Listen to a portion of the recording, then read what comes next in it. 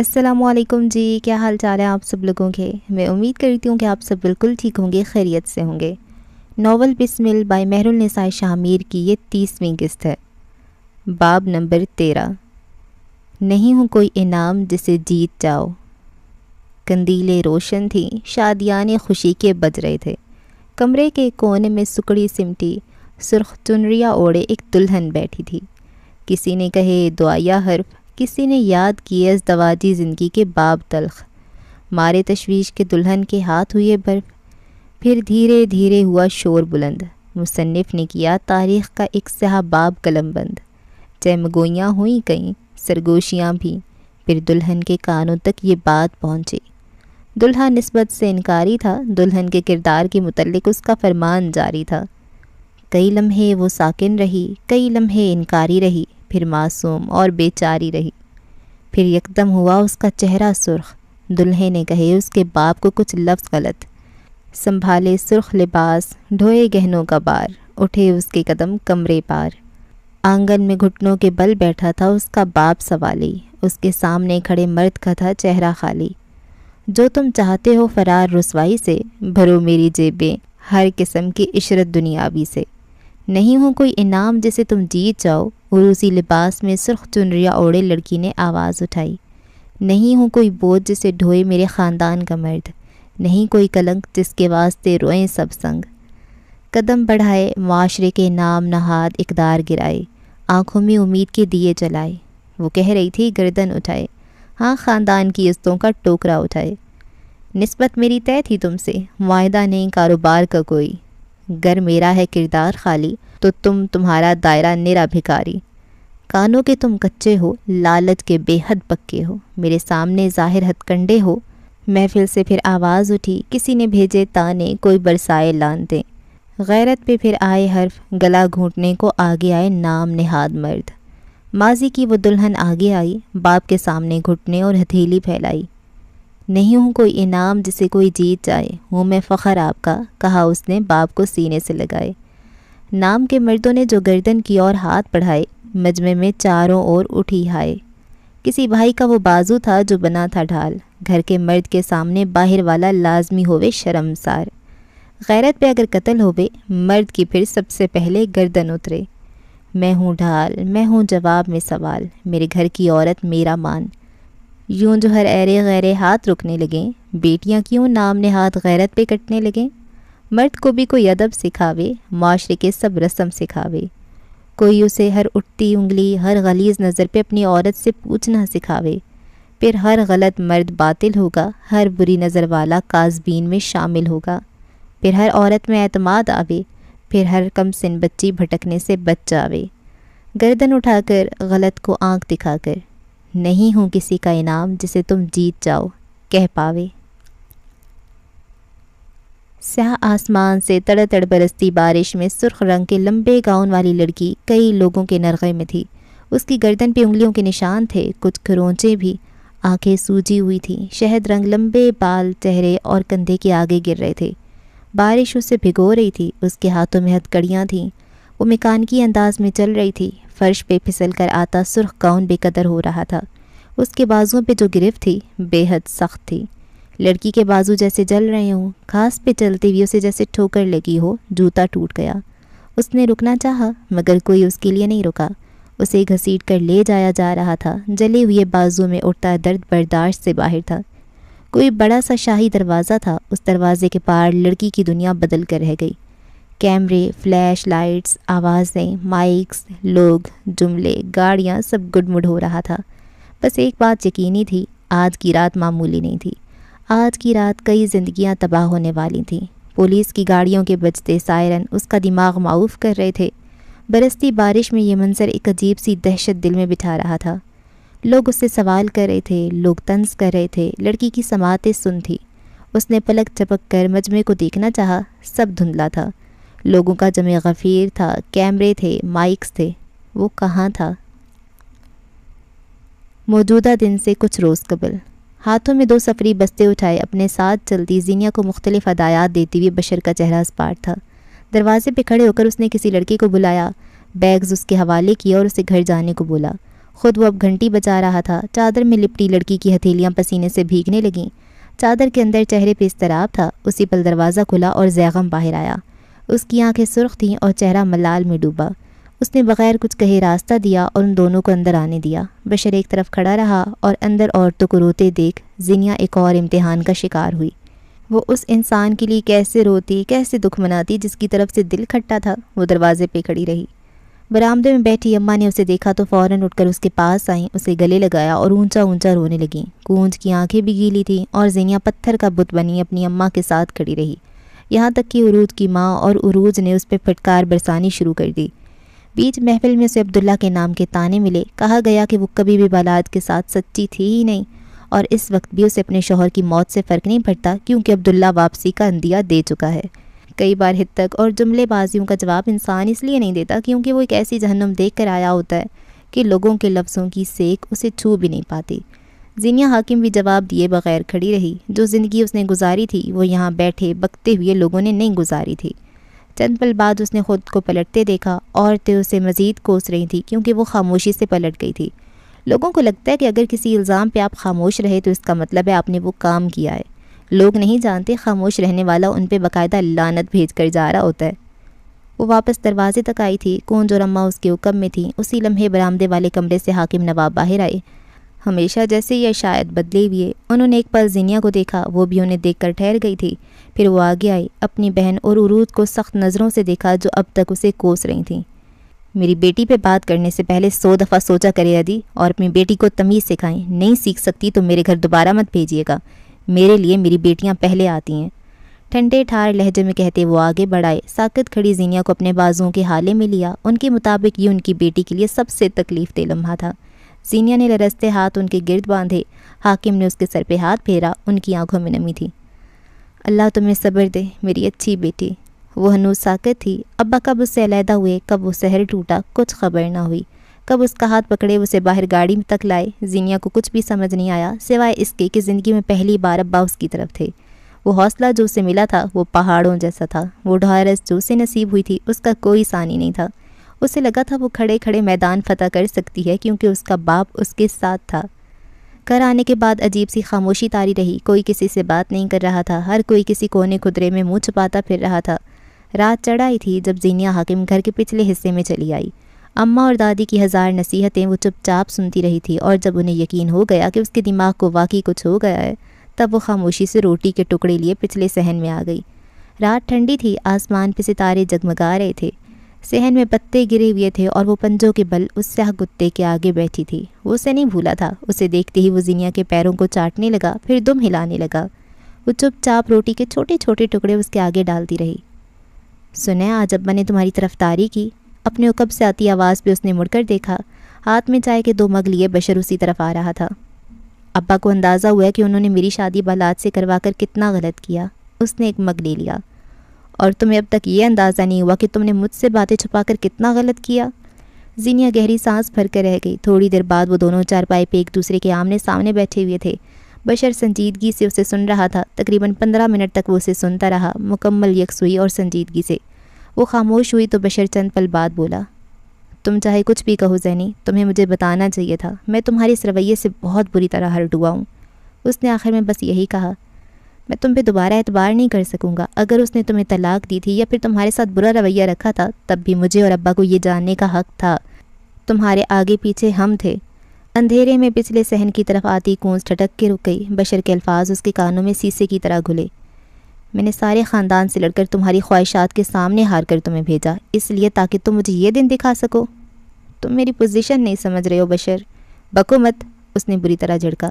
جو تم نے کیا میں اسے کسی طرح کبھی بھی معاف نہیں کروں گا، اور اب جب باقاعدہ طور پہ تمہاری اس سے جان چھوٹ گئی ہے تو اپنا منہ بند رکھو، جو ہوگا میں دیکھ لوں گا۔ اور خبردار اب اگر تم نے اسلام آباد جانے کا نام لیا یا پھر کوئی اور ایسی بکواس کی، میرا دماغ ویسے ہی بہت گھما ہوا ہے۔ زینیا خاموشی سے اس کے چہرے پہ کچھ کھوجتی رہی۔ یہ وہ طریقہ نہیں تھا جس سے بشر معاملات حل کرتا تھا، اس میں کچھ بے حد مختلف تھا۔ دیوار کے ساتھ لگ کر کھڑی کونج اب تک ساکن تھی۔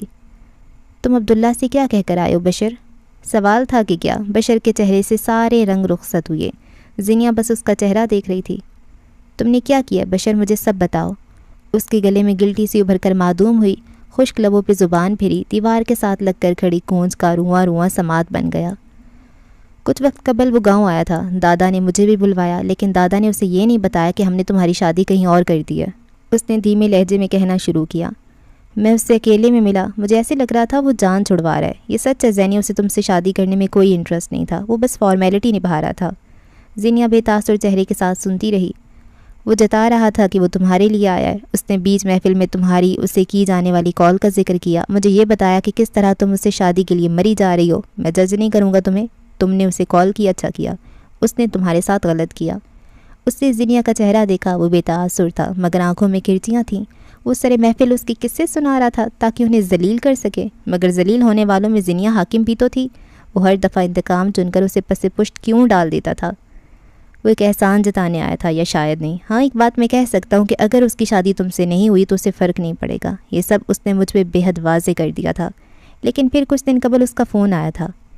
یہ اس دن کا ذکر ہے جب سرخ گاؤن کے سامنے بیٹھ کر قیس کبیر نے اعتراف کیا تھا کہ اس کی منگیتر جیسی وفا اس سے کوئی نہیں کر سکتا۔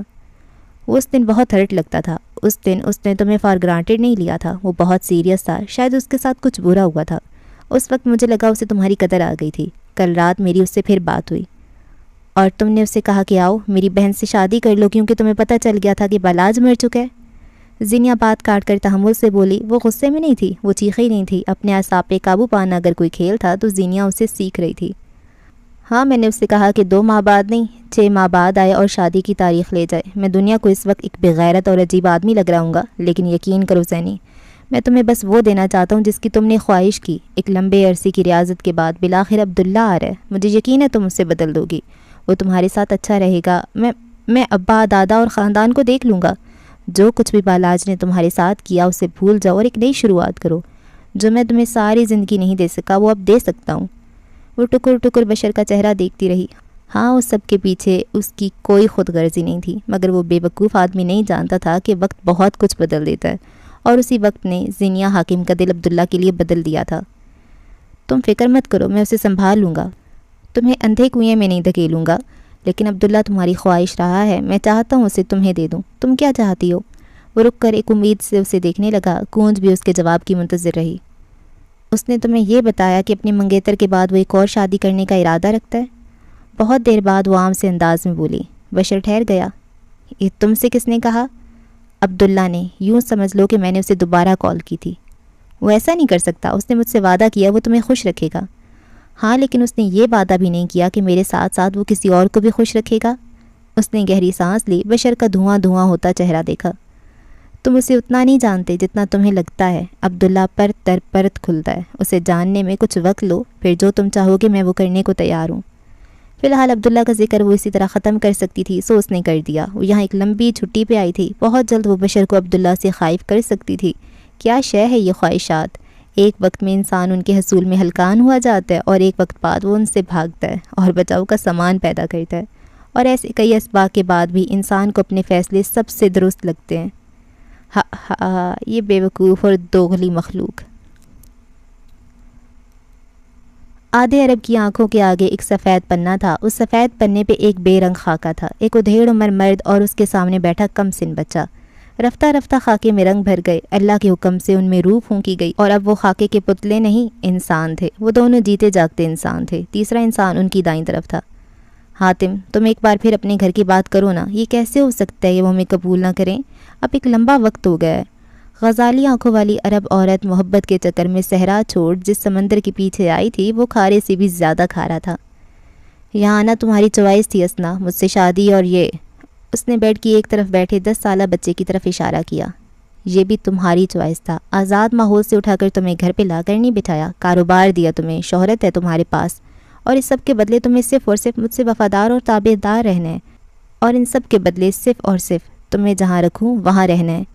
وہ اپنی جگہ سے اٹھ کر آئی اور اس کے قریب آ کر بیٹھی، اس کے کندھے پہ ہاتھ رکھا، آنکھوں میں محبت بھر لی۔ میں یہ سب ہمارے بیٹے کے لیے کہہ رہی ہوں، تم 4 سے 5 ماہ میں ایک دفعہ یہاں آتے ہو، براق تمہیں مس کرتا ہے، وہ تمہیں اڈور کرتا ہے، اسے ضرورت ہے تمہاری۔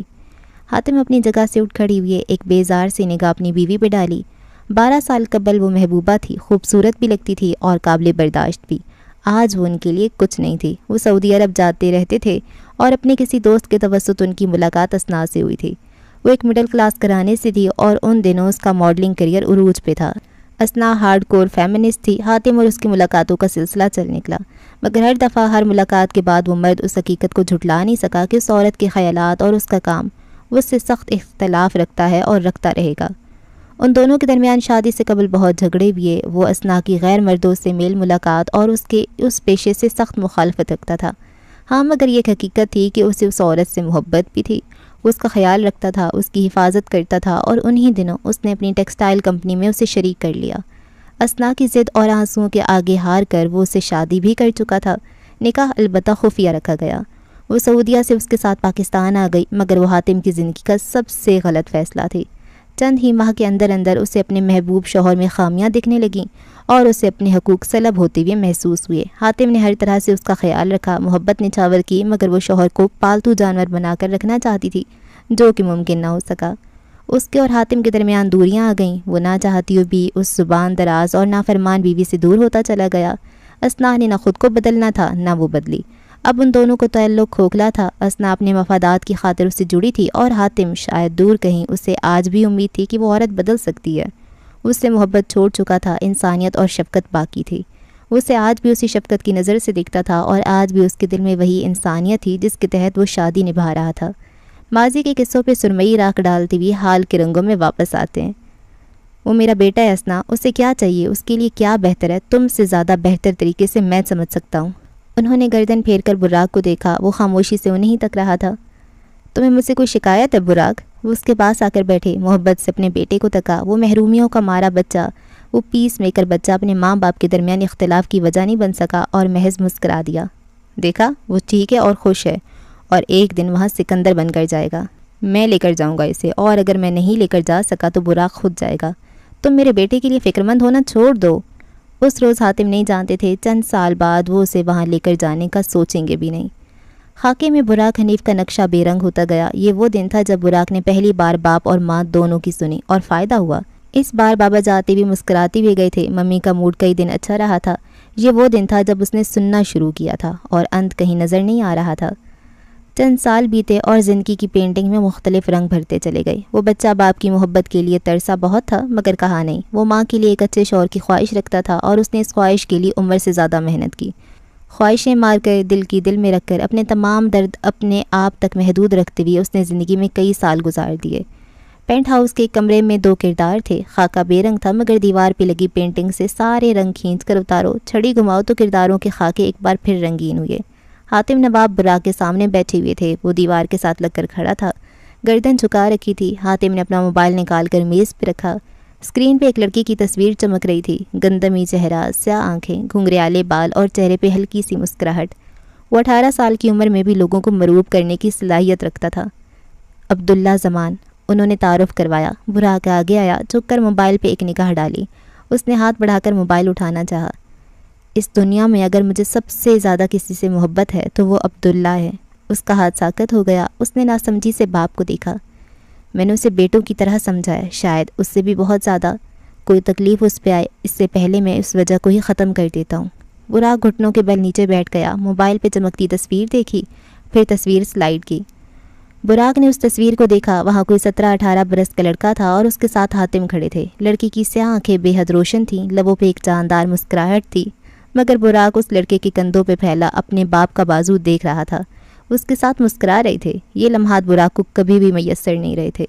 وہ چپ چاپ اس تصویر کو دیکھے گیا۔ کیسا درد تھا جس نے اس کے دل کے اندر کنڈلی مار لی تھی۔ اسے لگا تھا کسی نے اس کے دل کو مٹھی میں لے کر دبایا ہو۔ وہ چپ چاپ اس تصویر کو دیکھے گیا۔ تمہارا کالج بدل دیا، اب تم وہاں جاؤ گے جہاں یہ جائے گا۔ تم سایہ بن کر اس کے ساتھ رہو گے اور اس کی حفاظت کرو گے۔ تم آج سے اس کے مسیحا رہو گے۔ میرا کالج، میرے دوست اور میرا کریئر؟ وہ نگاہیں جھکا کر پوچھ رہا تھا۔ جگہ اور لوگ تبدیل کرتے رہنا چاہیے، ٹانگ پہ ٹانگ چڑھائی کروفر سے کہا۔ وہ میرا بھانجا نہیں ہے، عبداللہ میرے لیے اولاد ہے۔ اس پہ کوئی مصیبت، کوئی برا وقت نہیں آنا چاہیے۔ تم اس عمر کو یقینی بناؤ گے کہ اس پہ اس شہر میں کوئی برا وقت نہ آئے۔ وہ ہنوز خاموشی سے ٹکر ٹکر تصویر کو دیکھ رہا تھا۔ وہ ہاتھ، وہ مسکراہٹ، وہ غلط جگہ تھے۔ اس سب کا حقدار بس براق تھا۔ کچھ وقت بعد چند سال گزر جائیں تو تم اسے اپنی پراپرٹی میں سے رقم دو گے تاکہ وہ کاروبار کرے. وہ کاروبار میں تم سے بھی آگے جائے گا براق. تم اس سے نہیں ملے, جب ملو گے تمہیں بھی یقین آ جائے گا وہ کتنا غیر معمولی ہے. چند لمحے بے حد خاموشی میں کٹ گئے. کھڑکی سے اندر آتی الوداع کہتی جامنی کرنیں براق کے چہرے اور آدھی میز پہ پڑ رہی تھیں. حاتم کے سامنے یوں تو وہ سوال کم کرتا تھا, مگر آج جانے کیوں ہونے لگا تھا براق کچھ بولے گا. اور بدلے میں مجھے کیا ملے گا؟ 16 سالہ لڑکے نے گردن ترچھی کر کے اپنے باپ کو دیکھتے ہوئے پوچھا. ہر کام کی قیمت ہوتی ہے بابا. ایک لمحے کو, بس ایک لمحے کو ان کا دل کانپ کر رہ گیا. براق حنیف کو اپنا نام نہ دے کر بھی, اسے دنیا سے خفیہ رکھ کر بھی وہ اس سے اپنا خون نہیں چھین سکے.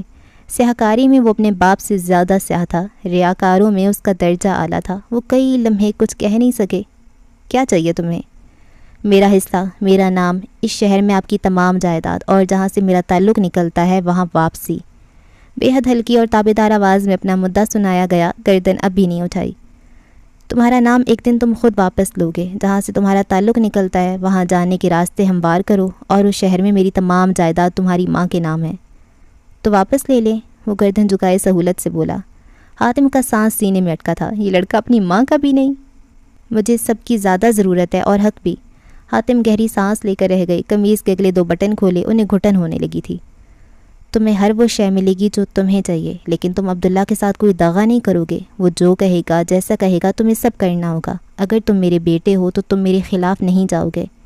براق خاموش رہا. اس کی چبھتی ہوئی نظریں اب اس تصویر پہ جمی تھیں جو جگہ اپنے باپ کی قریب اسے چاہ کر بھی نہیں مل سکی. وہ اس لڑکے کو کیوں مل رہی تھی؟ کئی منٹ بعد وہ کمرے سے باہر نکلا تو دروازے پہ کھڑی اسنا بے قراری سے اس کے قریب آئیں. اس کے کندھے پہ ہاتھ رکھا.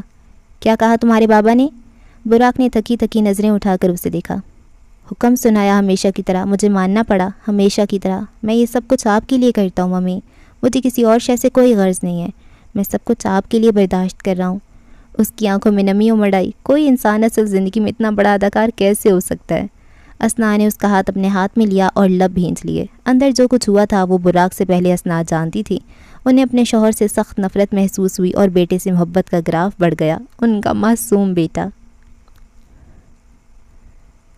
براق حنیف کا پینٹ ہاؤس ان دنوں زیر تعمیر تھا. باہر سیمنٹ, بجری اور پانی کے ڈرم رکھے ہوئے تھے. اسنا براق کے ساتھ چلتی ہوئی اندر کی اور جا رہی تھیں. بازو اس کے بازو میں ڈال رکھا تھا. وہ کسی پارٹی سے آئی تھی. ان کا سب سیاہ امتزاج کا گاؤن فرش پہ پھیلا ہوا تھا.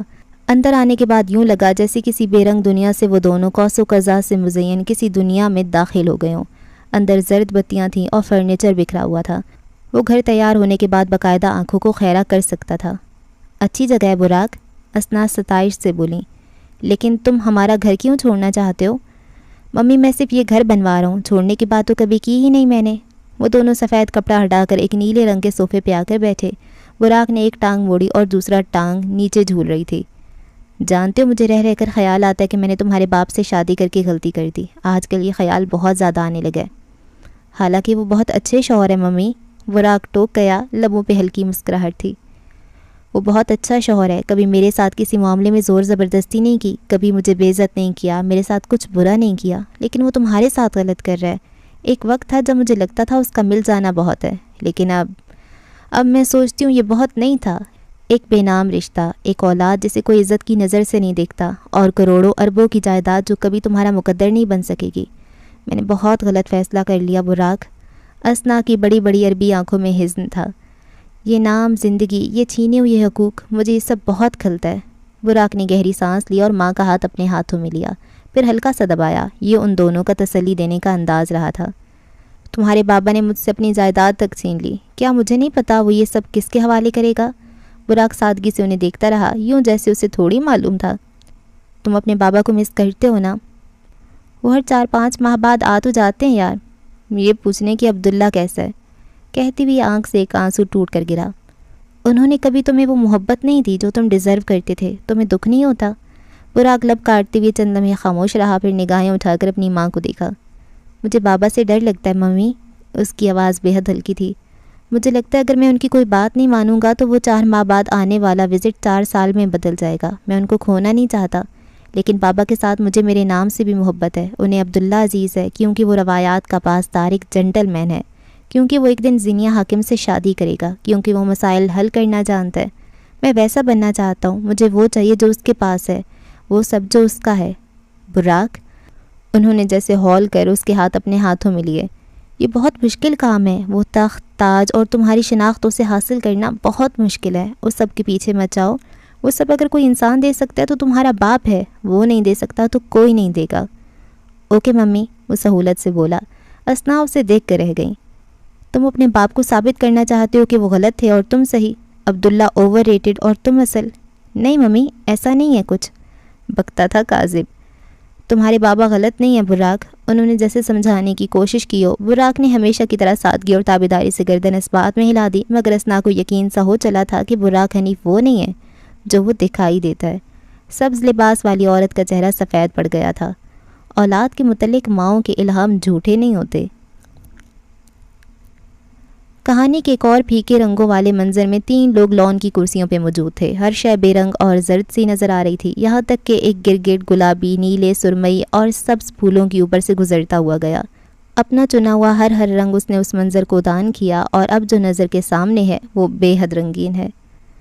تم خود اس سے ملیں, کیسا ہے وہ؟ حاتم نواب اپنی بیوی سے سوال کر رہے تھے. وہ گہرے گلابی رنگ کی نیل پالش لگا رہی تھیں. ٹھیک ہے, اچھا نہیں ہے اور کچھ بھولا بھی نہیں. اس کی اسکیچ بک میں ایک سرخ گاؤن تھا. اس نے مجھے بتایا کہ اس کی طرف انتقام باقی ہے. مجھے نہیں پتا وہ کون ہے, تمہیں پتا ہوگا حاتم. ان کی دائیں طرف بیٹھا براق ہمیشہ کی طرح تابعدار تھا, خاموش بھی اور جھکا ہوا بھی. اسنا کی بات پہ حاتم بھی اختیار سیدھے ہو بیٹھے. اسے وہ یاد ہے؟ یاد ہے, پوری طرح یاد ہے. اس نے مجھے کہا کہ اتنے عرصے سے اس کا خیال نہیں چھوڑ سکا. ایک وجود کی نفی کرنا پھر قیامت ہوگی. وہ ناخن پالش پہ پھونک مارتے ہوئے بولی. براق موبائل پہ انگلیاں چلا رہا تھا. وہاں مختلف تصاویر تھیں. عبداللہ زمان, اگلی تصویر زینیہ حاکم کی. وہ کبھی ایک تصویر دیکھتا کبھی دوسری. اس کی آنکھوں میں لکھا تھا پرفیکٹ. مجھے یقین تھا عبداللہ اسے نہیں بھولے گا, نہ چھوڑے گا. اوہ عبداللہ, تم میرا فخر ہو. فرتے جذبات سے ان کی آواز کانپنے لگی. کتنا عرصہ بعد ان کے چہرے پہ جذبات تھے. وہ جو چاہتا ہے اسے سب دے دو اسنا, اسے کاروبار میں حصہ دو. یہ سب میرے براق کا ہے, تم اس کا حق نہیں کھا سکتے. ایک عرصہ ہوا تھا وہ ہمارا بیٹا کہنا چھوڑ چکی تھی. حاتم کے چہرے کے تاثرات واپس کرخت ہو گئے. انہوں نے نظریں اٹھا کر براق کو دیکھا. جو میں کہہ رہا ہوں وہ ہو جائے گا نا براق؟ انہوں نے ذرا کی ذرا نظر اٹھا کر براق کو دیکھا. اس کی نگاہوں میں ہمیشہ کی طرح سادگی تھی. دل کس بھٹی میں جل کر خاک ہوا, یہ کہانی پھر سہی. جو آپ کہیں بابا. کچھ دیر بعد وہ اٹھ کر چلا گیا تو حاتم کے چہرے پہ ناگواری تھی. اس عورت کو انہوں نے ہر طرح سے خوش رکھنے کی کوشش کی تھی, مگر وہ ہر بار کچھ ایسا کر دیتی تھی کہ حاتم کی نگاہوں میں اس کا عکس دھندلا پڑ جاتا تھا. جو تمہیں ملا ہے اسنا وہ بہت زیادہ ہے. میرا نام, ایک باعزت لائف سٹائل اور براق کی ماں ہونے کی وجہ سے میری طرف سے ڈھیر ساری رعایات. میرے اور میرے بیٹے کے معاملات میں مت آیا کرو. میں اچھا شوہر بننے کی کوشش کرتا ہوں تو تم بھی اچھی بیوی رہو. نہ وہ چیخا نہ چلایا, بس اکیلے میں اس کی تصحیح کر دی. انسان کے نام پہ شاید وہ شیطان تھا, مگر وہ اچھا شوہر تھا. اسنا چند لمحے خاموشی سے اسے تکتی رہیں. پھر جب وہ بولی تو اس کی آواز مستحکم تھی. عبداللہ کے لیے اتنا سب کیوں کرتے ہو تم؟ تعلق کیا ہے تمہارا؟ خون ہے وہ میرا, اس سے زیادہ بھی کروں گا. یہ ڈاج اپنے بیٹے کے لیے سنبھال کر رکھو. میں جانتی ہوں تم یہ سب کیوں کر رہے ہو. اسنا پھنکاری.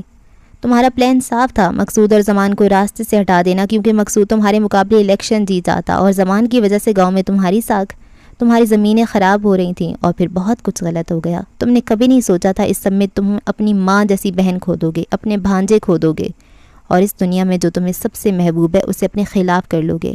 سب غلط ہو گیا نا حاتم؟ اسنا کے لہجے میں استہزاء تھا. کرسی کے ہتھے پہ حاتم کی ہاتھوں میں لرزش ہوئی. اس کے چہرے پہ کسی نے کھولتا ہوا تیل ڈال دیا تھا. یہ گلٹ اور کفارہ ہے جو تم ادا کر رہے ہو. تمہاری بھتیجی, تمہیں اس سے بہت محبت ہے نا. تم اسے اس کی سب سے بڑی خوشی عبداللہ دینا چاہتے ہو. نہیں دے سکو گے, کیونکہ عبداللہ اب انسان نہیں رہا. وہ ٹھیک ہو جائے گا, سب ٹھیک ہو جائے گا. ان کی آواز کہیں دور سے آتی تھی. چہرے پہ ڈھیر سارا اضطراب تھا. Keep dreaming dear hubby. میرے بیٹے سے اس کے خواب چھین کر تم کسی اور کی آنکھیں نہیں سجا سکتے. میں یہ نہیں ہونے دوں گی. وہ کہہ کر اٹھ گئیں. پیچھے حاتم نواب کے چہرے پہ تاریکی تھی. وقت ان کے بس میں ہوتا تو اس دن کا وہ حادثہ بدل دیتے. اگلا منظر سیاہ تھا. رات بھی سیاہ, لباس بھی سیاہ اور نشستیں بھی سیاہ. در و دیوار نے براق حنیف کی آنکھوں کا رنگ چرایا اور اب وہاں سرخ بھی تھا. آپ سمجھ نہیں رہے بابا, آپ نہیں جانتے وہ کیسا آدمی ہے. وہ آپ کے پیچھے لوگ بھیجتا ہے, وہ آپ کے دماغ کے ساتھ کھیل رہا ہے, اذیت دیتا ہے وہ آپ کو. سیاہ رنگ کے صوفے پہ ٹانگ چڑھائے حاتم نواب کے سامنے بیٹھا براق کو گیا رہا تھا. وہ آپ کو مار دے گا بابا, وہ آپ کو مار دے گا. اسے صرف انتقام چاہیے. انہوں نے گردن پیچھے کی طرف ٹھلکا دی. چہرے پہ ایسی آسودگی تھی جس کی کوئی حد نہیں، لبوں پہ کرب زدہ تبسم۔ شیطان کو رہائی مل رہی تھی، اب دی رہائی۔ میں نے ایک لمبا اس وقت کا انتظار کیا ہے، میری نجات کا وقت۔ براق کی آنکھیں نم تھیں۔ میں آپ سے بہت محبت کرتا ہوں بابا، زندگی میں پہلی بار اس نے کہہ دیا۔ آج تک میں برداشت کرتا رہا تھا کہ آپ مجھ سے زیادہ اس سے محبت کرتے ہیں۔ آج تک میں نے اپنا دل مار کر آپ کا ہر حکم مانا۔ پلیز اب آپ یہ مت کریں، اس کی محبت میں آپ مجھ سے وہ مت چھینیں جو مجھے اس دنیا میں سب سے زیادہ عزیز ہے۔ وہ ان کے گھٹنے سے لگ کر رو رہا تھا۔ حاتم چپ چاپ اس کا سر تھپکتے رہے، آنکھیں ہنوز بند تھیں۔ وہ نجات کے بے حد قریب تھے۔ براق رو رہا تھا کیونکہ وہ اپنا نام لے کر خود کو اپنے باپ کے سامنے ثابت نہیں کر سکا تھا، کیونکہ وہ اس انسان کو کھو رہا تھا جس سے اس نے اس دنیا میں سب سے زیادہ محبت اور نفرت کی تھی۔ عبداللہ جو چاہے کرے اسے کرنے دینا، اگر تم واقعی میرے بیٹے ہو تو میرے فرما بردار رہنا، ورنہ میں روز قیامت تمہاری شکل نہیں دیکھوں گا۔ براق مزید بلند آواز میں رونے لگا تھا، اس کا پورا وجود لرز رہا تھا۔ وہ زمین پہ ہاتھ مار کر بین کرتا رہا۔ ساری زندگی آپ میری حق تلفی کرتے رہے، ساری زندگی آپ نے مجھ سے زیادہ محبت اس سے کی۔ میں آپ سے صرف ایک چیز مانگتا ہوں بابا، یہ مت کریں، شہر چھوڑ دیں پلیز، خود کو مجھ سے الگ مت کریں پلیز، آپ کو خدا کا واسطہ میری حق تلفی بند کریں۔ میں نے کبھی تمہاری حق تلفی نہیں کی، وہ دھیمے لہجے میں اس کی تصحیح کر گئے۔ میں نے اس دنیا میں اگر کسی سے سب سے زیادہ محبت کی ہے تو وہ تم ہو۔ وہ سیدھے ہو بیٹھے تھے، براق کی یہ حالت انہیں اذیت دے رہی تھی۔ آپ نے آج تک مجھے اپنا نام نہیں دیا، کیونکہ تم اس نام کے ساتھ بھی ادھورے رہتے، کرسٹ، بالکل اس مہدی کی طرح۔ آپ نے مجھے میرے حق سے محروم رکھا، وہ تخت، وہ حکومت میری تھی، میں نواب تھا۔ حاتم نے جھک کر اس کا چہرہ دونوں ہاتھوں میں بھرا، تھوڑی اس کے سر پہ ٹکائی، ان کی آنکھیں ضبط سے سرخ پڑ رہی تھیں۔ یہ میری محبت ہے براق، میں تمہاری حفاظت کرنا چاہتا تھا۔ وہ لوگ، تم نہیں جانتے انہیں، روایات کی زنجیریں تمہیں زخمی کر دیں گی میرے بیٹے۔ میں تمہیں تکلیف نہیں دینا چاہتا تھا۔ تم میرا خون ہو، میری سب سے قیمتی چیز، تم خزانہ ہو میرا۔ براق نے اپنے چہرے سے ان کے ہاتھ ہٹائے، اس کی آنکھیں اب گیلی تھیں۔ ہاں، ملال وہاں ضرور تھا۔ مجھ سے محبت ہے تو اسے ثابت کریں، مجھے اپنا نام دیں، مجھے میرا تخت دیں اور مجھے میرا باپ دیں، ورنہ باخدا میں یہ سب کر کے دکھاؤں گا، میں کبھی آپ کو معاف نہیں کروں گا۔ حاتم یاسیت سے اسے تکی گئی۔ میں جن سے محبت کرتا ہوں وہ چاہے مجھے غلط سمجھتے رہیں، میں ان کے ساتھ جو کروں گا وہ اچھا ہوگا۔ میرا نام کرس ہے، وہ تخت تمہیں غلام بنائے گا، وہ لوگ تمہارے اپنے نہیں ہیں۔ اور میرا باپ، وہ مجھے کیوں نہیں مل سکتا؟ کیوں آپ اس کے لیے مرنا چاہتے ہیں؟ حاتم ٹھنڈی سانس بھر کر رہ گئے، دل کے تہہ خانوں میں کسی نے کیلیں ٹھونک دی تھیں، درد سا درد تھا۔ مجھے نجات چاہیے براق۔ آپ جھوٹ بول رہے ہیں، وہ چیخ پڑا، رو پڑا۔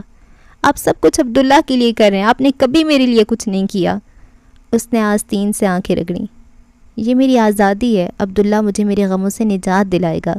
انہوں نے سر کو ایک بار پھر صوفے کی پشت پہ گرا دیا، لبوں پہ مسکراہٹ تھی، آنکھوں میں مغموم سا تاثر۔ وہ واقعی اس نجات کے انتظار میں تھے۔ ان کے قدموں میں فرش پہ بیٹھا براق، وہ اپنے باپ سے جنون کی حد تک محبت کرتا تھا۔ اسے لگا تھا وہ اگر عبداللہ کی طرح روایات کا پاسدار بن جائے، تخت سنبھالنے لگے تو اسے اپنا باپ مل جائے گا۔ یہ صرف محبت نہیں تھی، یہ اس کی اپنے باپ سے ضد اور نفرت بھی تھی۔ وہ ان سے محبت بھی کرتا تھا اور نفرت بھی۔ نفرت کی کئی وجوہات تھیں، محبت کی کوئی نہیں۔ کئی بار اس نے چاہا تھا کہ وہ اپنے باپ کو بتائے کہ اس کے فیصلے غلط تھے، وہ نہیں بتا سکا۔ لیکن آج وہاں بیٹھے بھی اسے یقین تھا کہ وہ ایک دن حویلی میں براق حاتم نواب بن کر جائے گا، اپنا حق لے گا اور اپنے باپ کو غلط ثابت کرے گا۔ برستی بارش میں لہو کا رنگ شامل ہوا تھا، آسمان سے آج وہ پانی بے رنگ نہیں گرا تھا، آج اس میں ارمانوں کا رنگ شامل تھا، محرومیوں کا رنگ بھی۔ آفس کی راہداریوں میں خرامہ چال چلتے براق حنیف کا موبائل بجنے لگا۔ اس نے موبائل کان سے لگایا، سامنے سے اسے جو خبر ملی تھی اس نے براق حنیف کے دل سے دھڑکن چھین لی تھی، نفرت محبت پہ بھاری تھی۔ وہ دیوانہ وار کیس کو کالز ملانے لگا تھا، باہر بارش برس رہی تھی، وہ اندھا دھند بھاگتے ہوئے باہر آیا، شوفر اس کی گاڑی پارکنگ سے لینے گیا، براق اس کے لیے نہیں رکا۔ وہ دیوانوں کی طرح سڑکوں پہ بھاگ رہا تھا، بارش اسے بھگو رہی تھی، موبائل کان سے لگا رکھا تھا، وہ بار بار کیس کو کالز ملا رہا تھا، وہ اسے روکنا چاہتا تھا، وہ اگر آج رک جاتا تو براق شاید کچھ کر لیتا، اسے کسی بھی طرح اپنے باپ کو بچانا تھا۔ کال اٹینڈ ہو گئی تھی۔ تم کہاں جا رہے ہو لوسیفر؟ خالی سڑک پہ بارش میں بھیگتے ہوئے سوال کیا۔ ہم بات کرتے ہیں، مرنے والے واپس نہیں آتے، تم ان کی خاطر زندگیاں مت چھینو۔ کیس نے اس سے سوال نہیں کیا، اپنے اعمال کے متعلق وہ براق کو خود ہی سب بتا دیا کرتا تھا۔ جس فیکٹری میں وہ جا رہا تھا وہ براق کی تھی، سو اسے علم ہونا کوئی بڑی بات نہیں تھی۔ تم اپنے ساتھ ظلم کر رہے ہو، تم قاتل نہیں ہو، تم مجھے بچانا چاہتے ہو براق؟ وہ تھکے تھکے انداز میں سوال کر رہا تھا۔ ہاں میں چاہتا ہوں تم یہ مت کرو، اپنے ہاتھ سیاہ مت کرو، تم قاتل نہیں ہو۔ ٹھیک ہے پھر آؤ، میرے ہاتھ سے پستول لو اور تم اسے مار دو، تم مجھے بچانا چاہتے ہو نا۔ براق چپ ہو گیا، اسے کیسے کہتا کوئی اپنے باپ کو نہیں مارتا۔ کال کٹ گئی، براق اس سڑک پہ تنہا رہ گیا۔ کئی لمحے خالی اس ذہنی کے عالم میں کھڑے رہنے کے بعد اس نے ایک بار پھر اپنے قدموں کو اٹھتے دیکھا، پھر بھاگتے دیکھا، پھر وہ گرا، رویا مگر رکا نہیں۔ لوگ مڑ مڑ کر اسے دیکھ رہے تھے، اسے پاگل سمجھ رہے تھے، مگر وہ بس ایک بیٹا تھا، وہ جسے ساری زندگی اپنے باپ سے محبت نہیں ملی، جس نے ہمیشہ دل مارا تھا، جس سے اس آدمی کو بچانا تھا جس سے وہ سخت نفرت کرتا تھا، کیونکہ وہ اسے دکھانا چاہتا تھا وہ قابل ہے۔ وہ کیچڑ میں لتھڑا، پوری طرح سے بھیگا ہوا جب فیکٹری پہنچا بہت دیر ہو چکی تھی، بہت دیر۔ فرش پہ خون تھا، براق گھٹنوں کے بل بے سانس ہو کر فرش پہ گرا۔ کوئی کرسی پہ پڑے وجود کے جسم سے رسیاں ہٹا رہا تھا، کوئی تصاویر کھینچ رہا تھا۔ براق نے دیکھا لوگ اسٹریچر پہ اس کے باپ کے وجود کو ڈال رہے تھے، وہ روتا گیا، بس روتا گیا۔ کوئی اس کا کندھا تھپک رہا تھا، کوئی اسے اٹھا رہا تھا۔ وہ اس کی ٹیم تھی، اس کے وکیل۔ انہیں معلوم تھا براق کو خون سے ڈر لگتا ہے، انہیں یہ نہیں معلوم تھا کہ آج یہ خون اس کے باپ کا ہے۔ وہ بچوں کی طرح چہرہ ہاتھوں میں چھپائے بلک رہا تھا۔ لاش لے جائی گئی، پولیس نے پیسے لے لیے، آدھا سچ چھپ گیا، آدھا چھپا دیا گیا۔ براق حنیف کی دنیا طے و بالا ہو گئی تھی۔ اس کا باپ وہ واحد رشتہ تھا جس سے براق دیوانوں کی طرح محبت کرتا تھا۔ کئی دن بعد دل کے ہاتھوں مجبور ہو کر اس نے بلوچستان کا سفر طے کیا۔ ایک دن کی لمبی مسافت کے بعد وہ بالآخر اپنے باپ کے گاؤں آ چکا تھا۔ اس کا باپ 2 بار اسے یہاں لایا تھا۔ معاملات صرف اس کے دادا اور چچا لوگوں کے درمیان طے ہوئے اور دونوں بار وہ نامراد واپس لوٹ گئے۔ براق سمجھ نہیں پایا کہ اسے قبول نہ کرنے کی وجہ کیا تھی۔ بشر وہاں رہنا نہیں چاہتا تھا، اس حویلی میں کوئی دوسرا مرد تھا نہیں، پھر بھی کوئی اسے قبول کرنے کو تیار کیوں نہیں تھا؟ اس روز ابھرتی صبح میں اپنے باپ کی قبر پہ بیٹھے ہوئے اس نے گھٹنے سینے سے لگا رکھے تھے اور چہرہ ان پہ ٹکا رکھا تھا۔ اس کی آنکھوں میں نمی تھی، قبر پہ تازہ پھولوں کا ایک گلدستہ بھی تھا۔ براق نے آنکھیں جب کیں تو چند آنسو ٹوٹ کر چہرے پہ پھسل گئے، لبوں سے سرد آہ خارج ہوئی۔ میں بکواس کر رہا تھا بابا، مجھے آپ سے کوئی نفرت نہیں ہے، آئی ایم سوری، میں آپ کا فرما بردار رہنا چاہتا تھا۔ آپ کی زندگی کے آخری دنوں میں جو کچھ بھی مجھ سے ہوا مجھے اس کے لیے معاف کر دیں، مجھے ایک پل کے لیے سکون نہیں آ رہا۔ تمہاری جرت کیسی ہوئی اپنا ناپاک وجود یہاں لانے کی؟ ایک گرجدار آواز پہ براق نے مڑ کر دیکھا۔ عالم نواب، براق کے دادا قہر بری نظروں سے اسے دیکھ رہے تھے۔ ان کے آس پاس لوگ تھے، گارڈ تھے۔ یہاں سے دفع ہو جاؤ اس سے پہلے کہ میں یہاں سے تمہارا جنازہ اٹھواؤں۔ براق چپ چاپ انہیں دیکھتا رہا۔ میرے بابا کی خواہش تھی کہ میں ان کا چھوڑا ہوا تخت سنبھالوں۔ وہ کوشش نہیں کر سکے، کہہ نہیں سکے، مگر میں جانتا تھا مجھے ان کی خواہش پوری کرنے دیں۔ ان کی آنکھوں میں آنکھیں گاڑے وہ لجاجت سے کہہ رہا تھا، جھوٹ سچ کی آمیزش کے ساتھ، تمہارا باپ مٹی ہو گیا، اور اگر وہ نہ بھی ہوا ہوتا تو تمہاری یہ اوقات نہیں تھی کہ تم غیر عورت اور گھٹیا ماں کی اولاد کو ہم ہمارا تخت نشین بنائیں۔ غیظ سے ان کا لہجہ کپکپانے لگا تھا۔ ان کے ساتھ کھڑے لوگوں نے بے اختیار انہیں رام کرنا چاہا۔ یہاں سے دفع ہو جاؤ اور دوبارہ یہاں قدم رکھنے کی جرت نہ کرنا، ہمیں تمہاری کوئی ضرورت نہیں ہے۔ اور اگر ضرورت پڑ گئی تو؟ وہ اٹھا اور ان کے قریب آ کر رکا۔ ان کی آنکھوں میں آنکھیں ڈال رکھی تھیں، وہ آنکھیں بالکل ایک جیسی تھیں۔ اور اگر ضرورت پڑ گئی تب بھی ہم تم پہ اور تمہارے وجود پہ لعنت بھیجیں گے، ہمارا وارث صرف اور صرف بشر ہے۔ براق چند لمحے انہیں دیکھتا رہا، اسے ہنسی آئی تھی۔ وہ جس پوتے کو جھٹلا رہے تھے اگر ایک بار اس کے ساتھ آئینے کے سامنے کھڑے ہو کر دیکھ لیتے تو خود سے شرم آتی، وہ بالکل ان کے جیسا ہی تو تھا۔ میں آپ سے وہ سب لینے واپس آؤں گا جو میرا ہے، جو میرا باپ مجھے نہیں دے سکا، میرے واپس آنے کا انتظار کیجیے گا۔ لمبے لمبے ڈگ بھرتے وہ وہاں سے چلا گیا تھا۔ نفرت، بے سکون اور انتقام، یہ وہ جذبات تھے جو وہ لے کر گیا تھا، اور آج لمبے وقت بعد وہ انہی جذبوں کے ساتھ واپس بھی آیا تھا۔ کھڑکی میں کھڑی لڑکی کا سانس سینے میں کہیں اٹک کر رہ گیا تھا، وقت جیسے ساکن ہو گیا ہو۔ وہ ٹک ٹکی باندھے گلی میں کھڑے اس مرد کو دیکھ رہی تھی۔ عبداللہ بھی اسے دیکھ رہا تھا۔ لڑکی کے حکم میں کوئی 18 برس کی چھوٹی لڑکی آ کر کھڑی ہوئی تھی۔ اپنی بہن کی جامد نگاہوں کی تقلید میں دیکھا تو اس کے چہرے پہ مختلف تاثر تھا، حیرانی، جوش، خوشی۔ وہ چند لمحے منہ پہ ہاتھ رکھے بے یقینی سے نیچے دیکھتی رہی۔ زینی، تم جانتی ہو یہ کون ہے؟ اس کی آواز میں واضح جوش تھا، وہ جیسے یقین نہ کر پا رہی ہو۔ عبداللہ، زینیا کے لب بے آواز پھڑ پھڑائے۔ او گاڈ، کیس کمبیر، دا کیس کمبیر۔ اس کے برعکس اس کی بہن اب جوش سے، خوشی اور ایکسائٹمنٹ سے کھڑکی سے ہاتھ ہلا رہی تھی۔ اس ملک کا سب سے مشہور فیشن ڈیزائنر ہے یہ، ہم نے پچھلے سال اس کا ایک انٹرویو بھی دیکھا تھا نا۔ اللہ اللہ، جاؤ بشر سے کہو پلیز اس کو گھر لے آئے، پلیز جاؤ نا۔ وہ اب اس کا بازو جھنجھوڑ رہی تھی۔ زینیا نے کوئی حرکت نہیں کی، وہ کسی شوق کے زیر اثر تھی۔ یہ اس کے پیچھے کون کھڑا ہے؟ کونجا پوری طرح سے کھڑکی کے سامنے آ کر کھڑی ہوئی، ایسے کہ زینیا حاکم اب عبداللہ کو نہیں دیکھ سکتی تھی۔ یہ تو براق حنیف ہے نا، BQ کا مالک؟ او خدائے، یہ کیسا پارٹنر بھی ہے۔ وہ زینیا اور عبداللہ سے بے خبر اپنی رو میں کہی جا رہی تھی۔ پھر اس نے پلٹ کر اسے دیکھا۔ میں جا کر اسے اندر بلا کر لاتی ہوں، ابا سے کہیں گے مسافر ہے، پانی پینے آیا ہے۔ یا اللہ، میں کتنی لکی ہوں، the case Gambhir, O my God. وہ زور سے چیختی کمرے سے باہر کی طرف بھاگی۔ زینیا ہل بھی نہ سکی، مگر اس نے عبداللہ کو ہلتے ہوئے دیکھا۔ اس کے وجود میں جنبش ہوئی تھی، اس کی آنکھوں کا حزن وہ سی ملال کے ساتھ واپس جا رہا تھا۔ زینیا کو اس کا ہر قدم اپنے دل کو چیرتا محسوس ہوا۔ ہر شے، ہر معاملہ اس کے ہاتھوں سے پھسل رہا تھا، پھسل چکا تھا۔ گوادر کی ساری ریت اس کے حلق میں آ کر پھنس گئی تھی۔ وہ دروازے تک آئی، گیٹ کھول کر باہر جھانکا تو وہ جا رہا تھا۔ کونج اسے بلانا چاہتی تھی مگر بلا نہیں سکی۔ وہ تیز تیز قدم لیتی ہوئی آگے بڑھتا جا رہا تھا۔ وہ گلیاں اسے اپنا دم گھونٹتی ہوئی محسوس ہو رہی تھیں۔ وہ عمانی دور کی بالکنی جیسے اس پہ ہنس رہی ہو۔ سمندر کی نم ہوائیوں سے غم زدہ لگی۔ گاڑی میں آ کر بیٹھنے تک اس کا سارا بدن کانپنے لگ گیا تھا۔ دوسری طرف سے براق گاڑی میں آ کر بیٹھا۔ گاڑی چلاؤ۔ اس کا چہرہ سفید پڑ رہا تھا، آواز میں لرزش تھی، شوق یقین میں بدل رہا تھا۔ کہاں جانے؟ PC چلو۔ خشک لبوں پہ زبان پھیرتی ہوئے کہا، یہاں سے چلو۔ اسلام آباد چلیں؟ کیس نے شاکی نگاہیں اپنے ہاتھوں پہ مرکوز کر لیں۔ اس کا ہاتھ لرز رہا تھا۔ پینک اٹیک، اوہ نو۔ گردن اور سینہ پسینے سے بھیگ گیا تھا۔ اتنی آسانی سے یہ شہر اور اسے نہیں چھوڑوں گا، PC چلو۔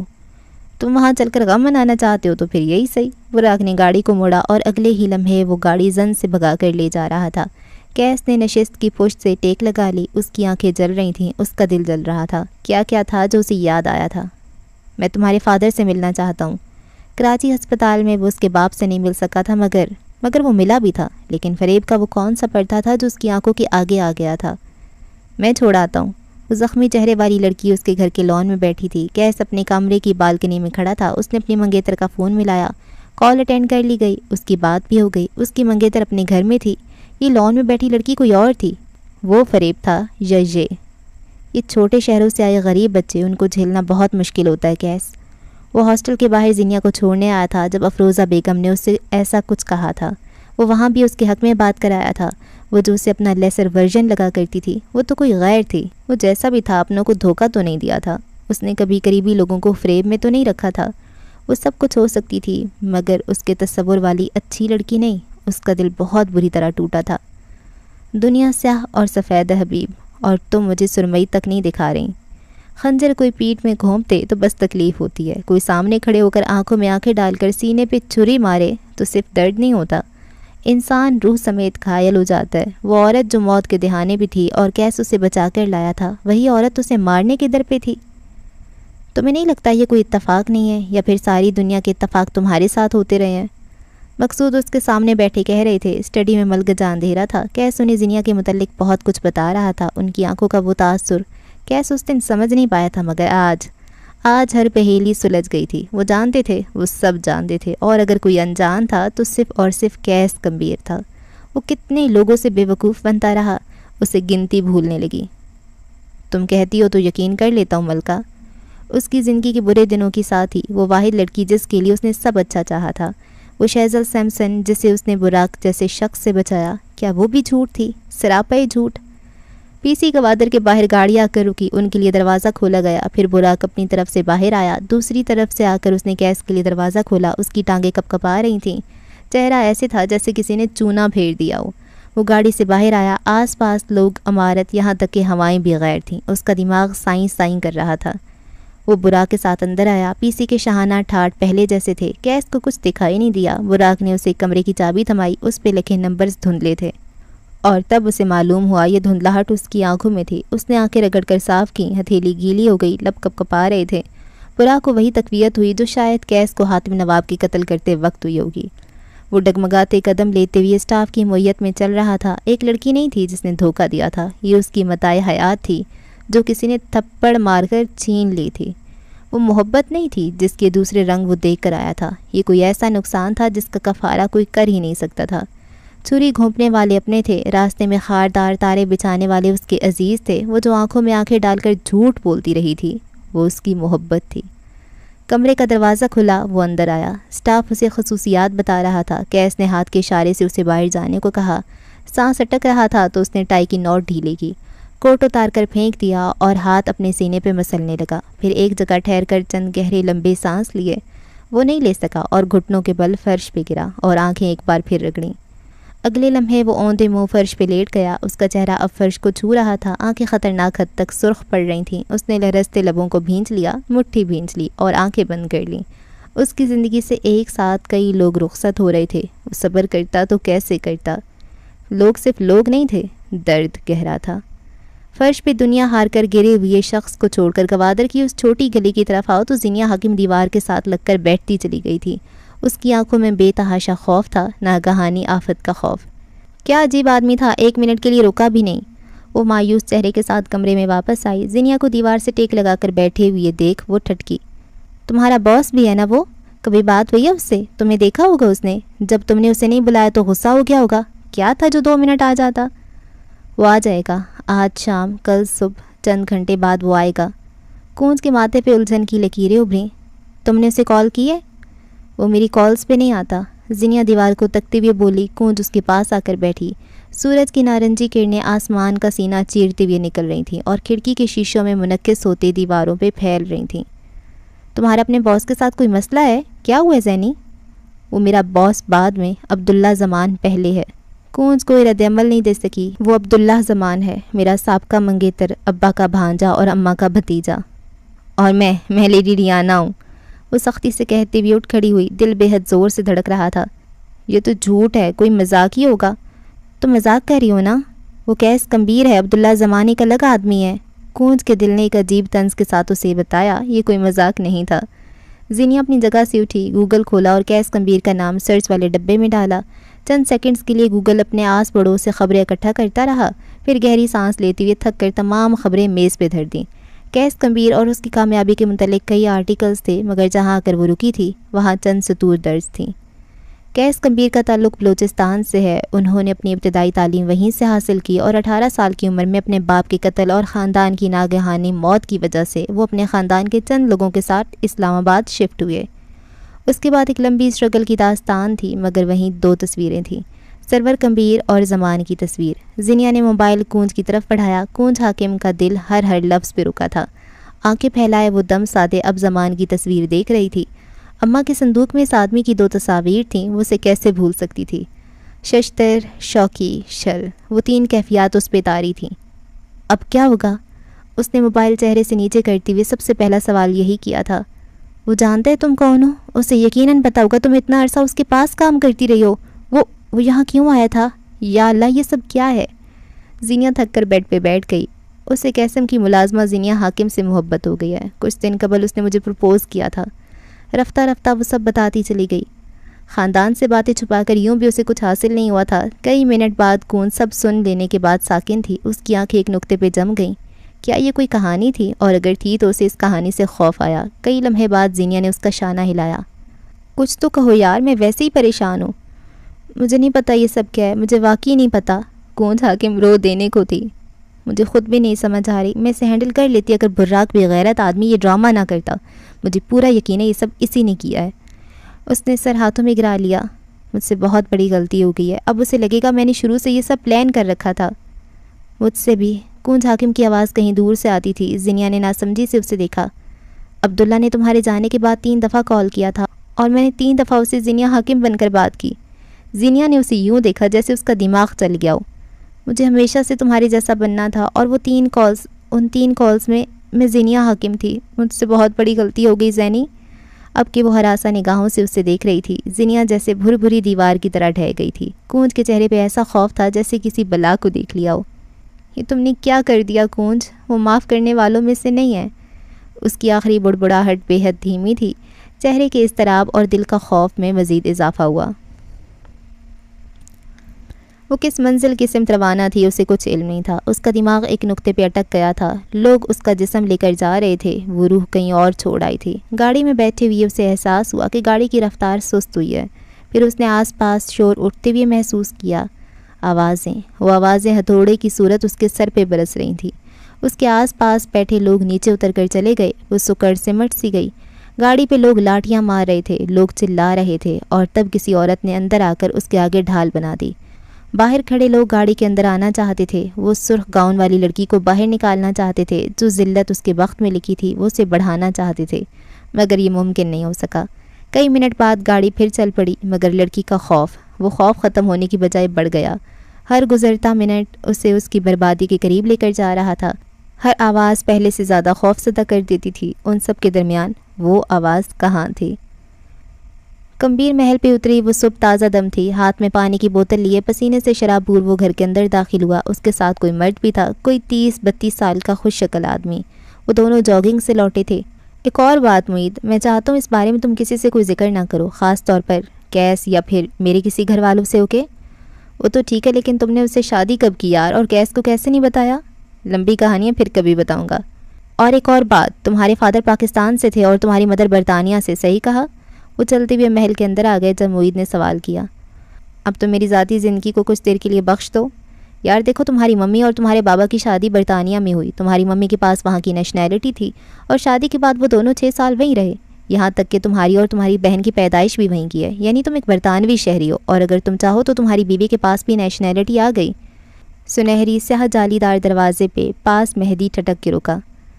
اب تم ایسا کرو کہ اسے اس کے باپ کے نام سے نہیں بلکہ اپنی بیوی کے نام سے بھیجو، اور وہ بھی برطانیہ. وہاں جا کر اپنی شادی رجسٹر کرواؤ، اور اگر پھر بھی مسائل ہوئے تو تم اسائلم کے لیے اپلائی کر دینا. انڈیا، پاکستان، بنگلہ دیش جیسے ملکوں کے شہریوں کو برطانوی حکومت بہت جلد اسائلم دے دیتی ہے. کیا خیال ہے؟ مہدی چند لمحے آنکھیں سے کوڑے اسے دیکھتا رہا. اس کی ماں برطانیہ میں بھی ایک اعلیٰ عہدے پہ فائز رہی تھی. پاکستان آ کر بھی وہ ان کے لیے مختلف ڈاکومنٹریز ریکارڈ کرتی رہی تھی. مہدی 1-2 بار جب برطانیہ گیا تھا تب اس کی ماں کے خاندان میں سے کئی لوگ اس سے ملے بھی تھے. یہ آئیڈیا اسے ہر طرح سے معقول لگا. اگر یہ ہو سکتا ہے تو اس سے بہتر اور کیا ہی ہوگا. وہ خوش ہو گیا. اتنے دنوں میں اس کے چہرے پہ اگر واقعی کوئی خوشی آئی تھی تو آج آئی تھی. اس خوشی میں تمہیں ایک اچھا سا ناشتہ کرواتا ہوں اور اس کے بعد ہم تمہارے آفس چلیں گے. معید مسکرایا، یوں جیسے کوئی عجیب کارنامہ انجام دیا ہو. مہدی نے شیف کو آواز دی. وہ مؤدب سا اس کے سامنے آ کر کھڑا ہوا. مہدی نے اسے چند ہدایات دیں اور خود اوپر فریش ہونے چلا گیا. ملازمینہ معید کو ڈائننگ ہال کی طرف لے کر جا رہے تھے. وہ نہا کر باہر آیا اور کلازٹ میں اپنے لیے کپڑے دیکھنے لگا جب اس کا موبائل بجا تھا. مہدی ملٹری سبز رنگ کی بیگی شرٹ اور پینٹ لیے اندر کمرے میں آ گیا. بیڈ پہ پڑا اس کا موبائل اٹھایا. زینیا کی کال تھی. اس کے چہرے پہ مسکراہٹ توڑ گئی. کال اٹینڈ کر کے موبائل کان سے لگایا اور خود پلنگ پہ آ کر بیٹھا. وہ ایک فون کال اس کی تھکن اتار دے گی، اسے یقین تھا. صبح میری یاد کیسے آئی سرکار؟ کیس گوادر میں ہے. وہ بغیر تمہید کے بولی. سو جاؤ بھی، تمہاری نیند نہیں پوری ہوئی. ویٹ، تم نے صبح بھانگ تو نہیں پی لی؟ وہ اٹھ کر ڈریسنگ ٹیبل کے آگے آ کر کھڑا ہوا. کیس گوادر میں ہے مہدی، اور میں اس وقت سنجیدہ ہوں. اب کہ وہ اپنی بات پہ زور دے کر بولی. مہدی ایک لمحے کے لیے تھم گیا. وہ میرے گھر کے باہر کھڑا تھا. اس نے مجھے دیکھا. وہ براق کے ساتھ آیا تھا. براق اس سے انتقام لے رہا ہے، مجھے یقین ہے. باتھ روم میں ملبوس آدمی بے اختیار ڈریسنگ ٹیبل کے کونے پہ ٹک گیا. ساری خوشی غارت ہو گئی تھی. زینیا کہہ رہی تھی، میں آپ کو پریشان نہیں کرنا چاہتی تھی، نہ ہی میں آپ سے مدد مانگ رہی ہوں. میں بس آپ کو یہ بتا رہی ہوں کہ مجھے آپ سے باتیں چھپانے کا کوئی شوق نہیں ہے، اور نہ میں اسے ضروری سمجھتی ہوں. اگر براق ہمارے نکاح کے بارے میں جانتا ہے تو پلیز آپ اس سے بات کریں. وہ کیس کو یہ سب نہ بتائے. مجھے کچھ سمجھ نہیں آ رہا زینیا. میں جتنی کوشش کرتا ہوں تو میں محفوظ کر سکوں، میں اتنا ہی ناکام ہوتا چلا جاتا ہوں. بہت دیر بعد وہ شکستگی سے بولا. اس کے چہرے سے ساری خوشی غارت ہو گئی تھی.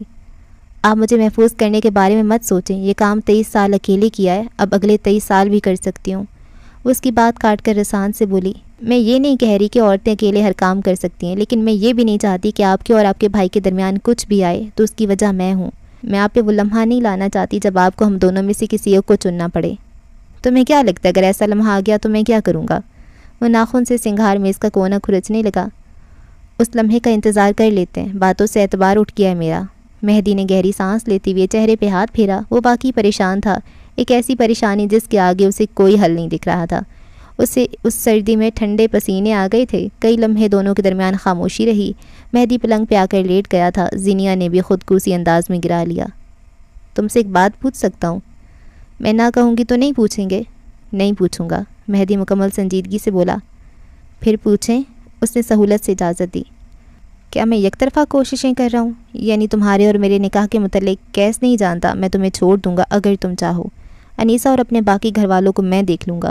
کیس کے کانوں تک یہ بات کبھی نہیں آئے گی، لیکن میں صرف یہ پوچھنا چاہتا ہوں، کیا تم یہ چاہتی ہو؟ وہ ایک بازو سر کے نیچے دیے نگاہیں چھت پہ ٹکائے ہوئے تھا. کچھ باتیں کہنا بہت مشکل ہوتا ہے. یا پھر تم اس کے پاس واپس آنا چاہتی ہو، سب بھول کر، اسے معاف کر کے اگر تم دوبارہ اس کی زندگی میں شامل ہونا چاہتی ہو تو میں تمہارا ساتھ دوں گا، حالانکہ یہ غلط فیصلہ ہوگا، لیکن تم دنیا سے جو بھی چاہتی ہو میں وہ چیز لانے میں تمہاری مدد کروں گا۔ میں اس کے پاس واپس نہیں جانا چاہتی، وہ چادر پہ انگلیوں سے پیٹرن بناتی ہوئی کہہ رہی تھی، کبھی اس پہ انگریزی حرف ایم لکھتی، کبھی زیڈ، پھر اے، اور پھر ایک نادیدہ لائن ایم سے زیڈ کی اور کھینچتی، ایک تعلق، ایک ڈور۔ کیوں؟ جب میں ہمیشہ کہتی تھی مجھے عبداللہ کے ساتھ رہنا ہے، تب بھی لوگ مجھ سے یہی پوچھتے تھے کیوں؟ نہ میں اس سے ملی نہ دیکھا، پھر بھی اس کے ساتھ کیوں رہنا چاہتی ہوں؟ میرے پاس تب جواب نہیں تھے۔ مجھے لگتا تھا ابا اور ان کے خاندان نے اس کے ساتھ بہت غلط کیا، وہ ہماری وجہ سے بہت کچھ کھو چکا ہے، اور سب سے بڑھ کر وفا۔ میں اس کے نام کے ساتھ وفادار تھی، مگر اس نے مجھے ذلیل کیا۔ ہاں میں مانتی ہوں وہ ٹرامیٹک تھا، لیکن کیس اس بات کو ڈینائی نہیں کر سکتا کہ مجھے صرف وعدے کے چند بول بولنے میں اس کی ناک آڑے آتی تھی، اس کے اندر انا تھی۔ میں اسے فیور نہیں کرا، لیکن وہ بہت بد دل تھا۔ اسے تم سے نفرت بھی تھی، لیکن ان فون کالز کے بعد بہت کچھ بدل گیا تھا۔ وہ اس بات پہ راضی ہو گیا تھا کہ وہ تم سے شادی کرے گا۔ اس کی بیوی کسی کی بات کر رہی تھی، وہ اس کی بیوی کا سابقہ منگیتر تھا۔ ہاں اسے برا لگ رہا تھا، حد سے زیادہ برا۔ زینیا اب بھی پیٹرن بناتی رہی، گول، چکور، مستطیل۔ اس سے اتنی محبت کیوں کرتے ہیں آپ؟ بند آنکھوں کے پار مہدی کے ذہن میں اس کا چہرہ تھا، اس کی آنکھیں اور وہ شہد رنگ بال۔ اسے دیکھے ہوئے کتنے دن ہو گئے نا؟ میرے پاس تعلقات کے نام پہ بس وہی تھا۔ جتنی محبت میں اس سے کرتا ہوں، وہ اس سے کئی گنا زیادہ محبت کرتا ہے مجھ سے۔ آپ مجھ سے کیا چاہتے ہیں؟ کچھ نہیں، بس تمہارا فیصلہ سننا تھا، سن لیا، اب تم سنو۔ چند گھنٹے بعد یا پھر کل تک وہ ٹھیک ہو جائے گا، اعصاب مضبوط ہیں اس کے، پھر وہ تمہیں کال کر کے ملنے بلائے گا، مت جانا۔ اب سے وہ تمہیں جھکائے گا۔ یقیناً اب تک اسے معلوم ہو چکا ہوگا کہ حدیبیہ اور مقصود چچا نے اس سے بہت کچھ چھپایا ہے، اور وہ دونوں اس کی زندگی کے مضبوط ستون ہیں۔ وہ تمہیں اس کے لیے کبھی معاف نہیں کرے گا۔ وہ اب اٹھ بیٹھا تھا، سکون تو اب آنے سے رہا، حالانکہ اس میں میرا کوئی قصور نہیں۔ اسے پنچنگ بیگ سے عشق ہے، بولتے ہوئے گردن جھکا دی۔ یوں اس کی باتیں کھولنا بہت برا لگ رہا تھا۔ اس سے جتنا ہو سکے دور رہنا، وہ تم سے وہی چیز چھینے گا جو اس سے چھینا گیا ہے۔ وہ ایک لمحے کو رکا، اس کے سامنے اپنی پوزیشن کلیئر کرنا، جو سچ ہے وہ کہنا، کیونکہ اب جھوٹ بولنے کا وقت گزر گیا ہے۔ وہ کیوں چاہتا ہے ساری دنیا اس کی تابع رہے، جو وہ چاہے ہم وہی کریں؟ تعلق ہے یا غلامی؟ زینیا بھی سیدھی ہو بیٹھی، سامنے والی شیشے میں ابھرتا اس کا عکس خفا خفا سی لڑکی کا تھا۔ یادیں اس کے اندر شروع سے تھیں، پھر انہیں راسخ کرنے والے ہم سب ہیں۔ ہمیں لگتا تھا اس کی مانتے جائیں گے تو وہ خوش ہوگا، لیکن اس کی روح اداس تھی، وہ کبھی خوش نہیں ہو پایا، نہ ہمیں ہونے دیا۔ خیر وہ سب چھوڑو اور میری بات یاد رکھنا، تم مجھ سے ملنے نہیں جاؤ گی۔ مجھے نہیں پتا آپ نے اور آپ کے گھر والوں نے جو کیا وہ صحیح تھا یا غلط، لیکن I am not a prize to be won. کیس کو یہ بات یاد رکھنی چاہیے۔ جو آپ کہیں ملکہ۔ شٹ آپ۔ وہ مزید خفا ہوئی۔ وہ ہنس پڑا۔ کوئی لڑکی خفا ہو کر بھی اچھی کیسے لگ سکتی تھی، سمجھ نہیں پایا وہ۔ مہدی اب اسے کچھ سمجھا رہا تھا۔ زینیا نے گہری سانس لی، سر کو بیڈ کی پشت سے ٹکا دیا اور کال کاٹ دی۔ سکون تو اب کسی طور اس سے بھی نہیں آنا تھا، لاشعوری طور پہ وہ اس کی منتظر تھی۔ وہ جانتی تھی عبداللہ آئے گا۔ فرش پہ پڑے ہوئے وجود کے بدن میں ہلکی سی جنبش ہوئی۔ اس کی آنکھ دروازے کی کھٹ کھٹ سے کھلی تھی۔ کئی لمحے فرش پہ پڑے پڑے وہ خالی اس ذہنی کے عالم میں آس پاس دیکھتا رہا، پھر دھیرے سے اٹھ بیٹھا۔ سر بری طرح درد کر رہا تھا، آنکھیں سرخ تھیں اور سارا جسم پھوڑے کی مانند دکھ رہا تھا۔ کئی گھنٹے وہ اسی فرش پہ اوندھے منہ لیٹے، آنکھیں کھولے زندگی کی تاریکی دیکھتا رہا تھا۔ کوئی آدھا گھنٹہ قبل نیند اس پہ طاری ہوئی تھی، مگر زیادہ وقت کے لیے نہیں۔ وہ اٹھا اور دروازہ کھول دیا۔ باہر اسٹاف میں سے کوئی تھا۔ اس نے ہاتھ میں پکڑی چابی اس کی طرف بڑھائی اور کھانے کی ٹرالی اندر لانے کی اجازت چاہی۔ سر آپ کے ساتھ جو آئے تھے انہوں نے گاڑی کی چابی دی اور کہا آپ کو اٹھا دوں، آپ نے کہیں جانا ہے؟ وہ خود کہاں ہیں؟ مجھے نہیں پتا سر، وہ کہیں چلے گئے، انہوں نے کہا آپ بھی کہیں جانا چاہتے ہیں، اس لیے میں آپ کو جگا دوں۔ کیس نے بس سر ہلا دیا۔ کچھ دیر بعد وہ نہا کر آیا تو لباس تبدیل کر لیا تھا، بال اچھے سے سیٹ تھے اور چہرے پہ سنجیدگی تھی۔ چند گھنٹے قبل کیا ہوا تھا کچھ پتہ نہیں چلتا تھا۔ اس نے فرش پہ پڑے کوٹ کی جیب سے اپنا موبائل نکالا، ڈیٹا آن کیا تو نوٹیفیکیشنز کا سیلاب آ گیا۔ چند پل کے لیے اس کا فون باقاعدہ ہینگ ہو کر رہ گیا تھا۔ اگلے چند پل بعد وہ کسی کو جواب دیے بغیر زینیا حاکم کو کال ملا رہا تھا۔ گیلے بال غیر ترتیب تھے۔ اپنے کمرے میں جائے نماز پہ بیٹھ کر دعا مانگتی لڑکی نے فون کی چنگھاڑتی آواز پہ پلٹ کر دیکھا۔ جائے نماز سے ذرا فاصلے پہ اس کا موبائل رکھا تھا اور یہ کال۔ وہ اس سے خوفزدہ نہیں تھی، یہ آنی تھی۔ دعا مانگ کر چہرے پہ ہاتھ پھیرتے ہوئے اس نے کال اٹینڈ کی۔ کمرہ نمبر 203 کی بالکنی میں کھڑے کیس کمبیر کے ہاتھوں کی گرفت ریلنگ پہ سخت ہوئی۔ کئی لمحے دونوں خاموش رہے۔ مزید جھوٹ بولنے ہیں یا سچ بولنے کے لیے تیار ہو تم؟ بہت دیر بعد وہ بولا تو اس کی آواز خشک تھی، ایسی رکھائی اس کے انداز میں کبھی نہیں آئی تھی۔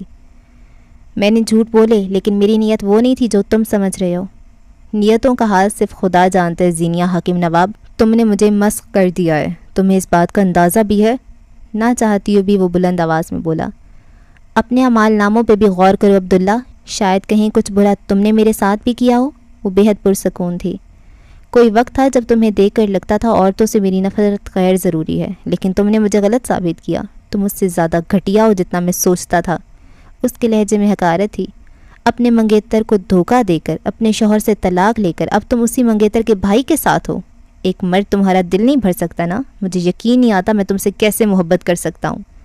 فون پہ اس کی گرفت ڈھیلی پڑی، آنکھوں میں سختی بڑھ گئی اور لب بھیج گئے۔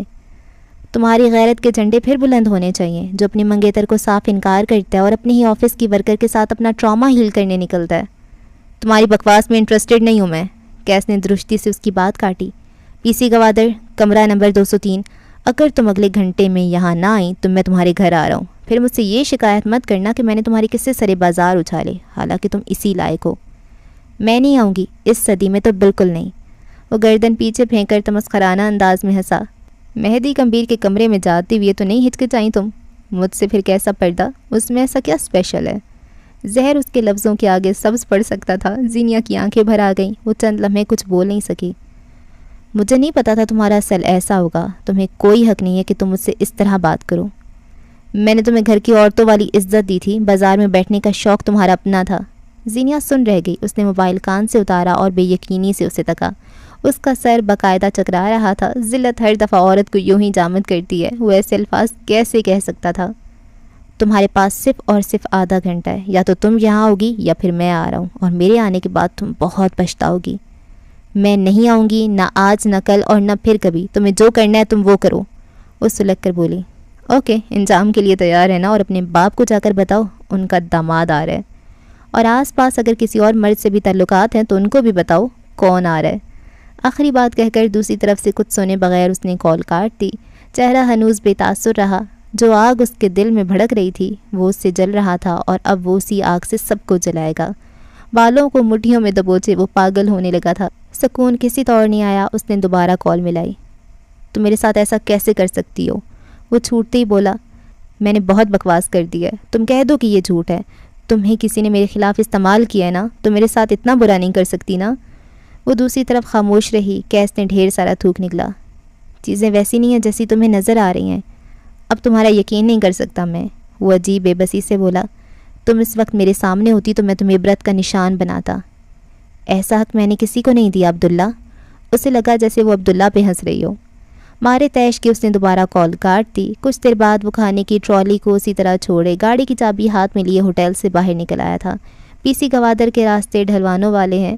یہ سورج کی غروب ہونے کا وقت تھا اور غروب آفتاب کے مناظر تو اس شہر کی میراث ہیں۔ کسی فلورل شاپ کے باہر رک کر اس نے سرخ پھول خریدے۔ اگلی بار جب اس کی گاڑی رکی تو وہ جگہ حاکم نواب کا گھر تھا۔ اس دفعہ یہاں آنے کے لیے اس نے دوسرا راستہ اختیار کیا تھا۔ یہاں گلیاں ٹھیک تھیں۔ وہ گاڑی سے باہر آیا تو کئی لوگوں نے ٹھہر کے اسے دیکھا۔ اس کی اٹھان، اس کی محصور کن شخصیت وہ دیکھنے والوں کو مبہوت کرتا تھا۔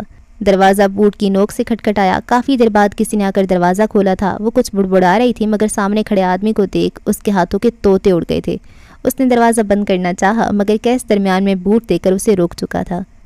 شکریہ کہتے ہوئے وہ اندر آیا۔ کونج کے رہے سیاحسان بھی خطا ہونے لگے۔ وہ بھاگنے کے لیے مڑی، مگر کیس اس کے عین سامنے آ کر رکا تھا۔ نگاہیں اس کی نگاہوں پہ جم گئیں۔